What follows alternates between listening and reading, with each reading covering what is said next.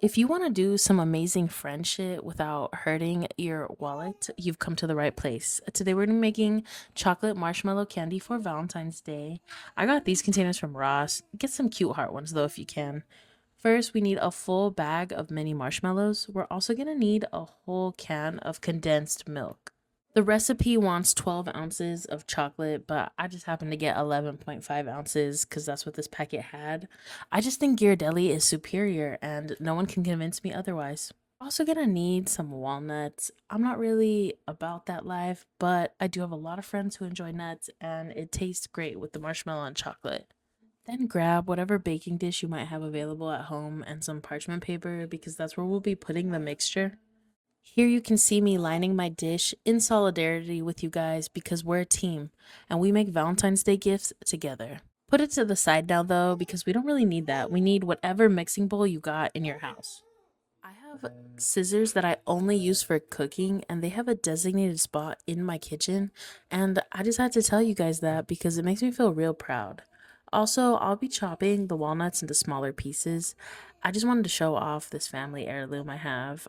Then you just mix the marshmallows and walnuts together and put that to the side to have it ready. I ended up doing another round of walnuts to throw in with the marshmallows. There isn't really a specific measurement for the walnuts. You just gotta kind of measure with your heart and put as many as you think would taste good for you. Because remember, guys, at the end of the day, your destiny is in your hands. Moving forward, I'm taking a coffee break and I wanted to flex on y'all that my Nescafe is from Brazil. And this is my cute pink kettle, very on theme with the Valentine's Day, if you ask me. Added in my lactate, where my lactose intolerant baddies at. Then midway through, we check my recipe book to make sure we're doing it right. I just need the little confidence boost. By the way, guys, this is my grandma's recipe, and she was a very talented cook, so you know this is good. In fact, she wrote this entire cookbook for me, so thank you, Grandma. Now we grab our can of condensed milk and we're gonna put it in our saucepan. I always struggle with that part. It was really thick and would not just come out gracefully like I wanted it to for this video. So we got the spatula out, y'all. You know we mean business. And then I dumped in my chocolate chips and I have this saucepan on super, super, super low heat because we don't want it to heat like crazy. I forgot why. I just know we want it to melt very slowly for this to work. I didn't record the whole thing, but guys, this part took forever, but it was worth it. It took me like about I think 25 minutes maybe. My arms hurt. That's all I know. This is what you want it to look like. Beautiful. I don't know. I thought it was going to be more silky smooth, but yes, this is what it should look like. Guys, this is actually what it should look like. Bam, there's our silky smooth. I just had to stir it for like 5 more minutes, but now we're dumping our delicious mix into the bowl. Gosh, I love this little spatula, you guys. It makes it everything so much easier. But now I am mixing, as you can see. You gotta really put your back into it when you're mixing this, and my arms are still exhausted from stirring the condensed milk with the chocolate, so Danny helped me with this part. The gasp, I gasped. I did not expect it to look like this.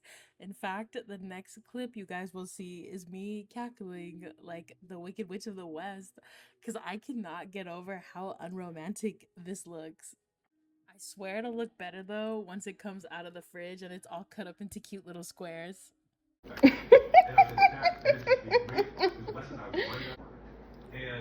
What matters is it's from the heart.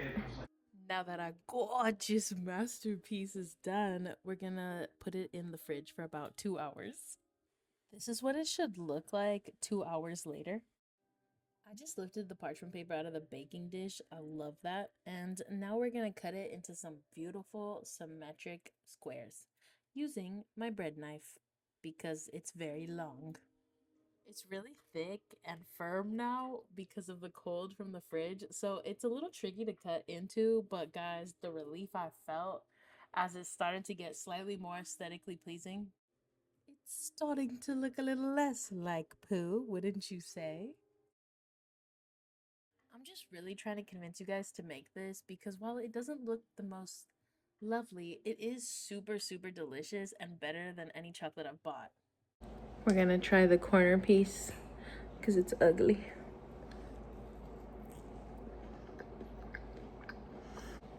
It's exquisite. Truly, if I got this gift from someone, I worship them. Now that I'm putting the chocolates in their containers, I just want to bring up one more time. If you can get your hands on some empty heart shaped boxes and possibly some of those little liners they put chocolates in, I would totally recommend putting these in that instead.